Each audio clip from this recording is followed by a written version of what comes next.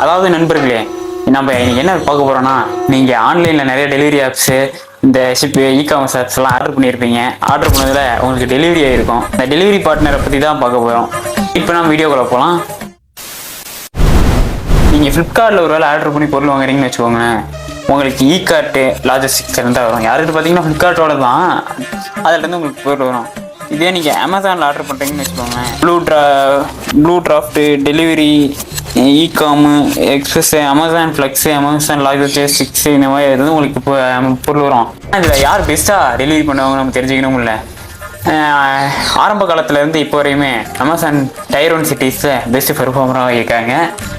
Flipkart பார்த்தீங்கன்னா tyre 2 tyre 3ல் பிரித்து மேய்ஞ்சிருவாங்க. ஆனால் இப்போ நிலைமை என்னென்னா, ஃப்ளிப்கார்ட்டுக்கு டெலிவரிக்கு ஸ்பெல்லிங்கே தெரியாதுன்றது. என்ன ஆச்சுன்னு சொல்கிறேன் கேளுங்க. நான் ஒரு ட்ரிம்மர் ஆர்டர் போட்டேன். சொன்ன தேதி விட ஒரு வாரத்துக்கு கழிச்சு வந்தது. சரி போயிட்டு போகுது அப்படின்னு சொல்லிவிட்டேன்.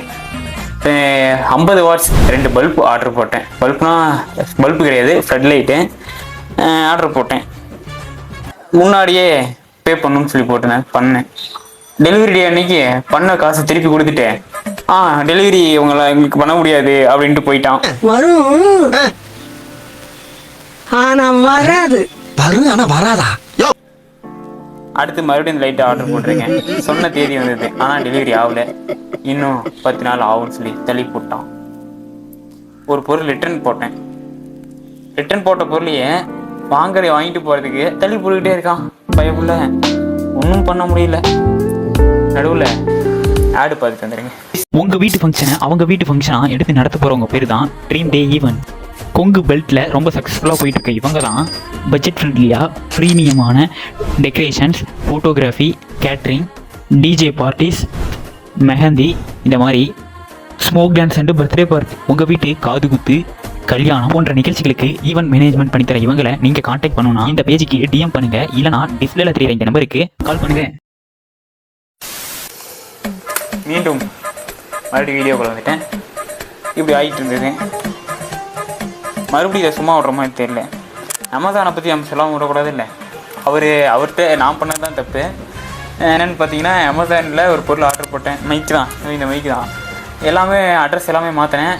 பட்டு அது பேருண்டது பின்கோடை மாற்ற மறந்துட்டேன். பின்கோடு நாமக்கல் போயிடுச்சு. ஆனால் அட்ரஸ் எல்லாமே ராசிபுரம் போட்டிருந்தேன். ஆனால் வரவே இல்லை. அப்புறம் நாமக்கல் பொருள் வந்துச்சு. பேசாமல் கேன்சல் பண்ணிடுங்க அப்படின்னாங்க. இல்லை நான் நாமக்கலுக்கு வந்து வாங்கிக்கிறேன் சொல்லி நாமக்கல் போய் வாங்கிட்டு வந்துட்டேன்.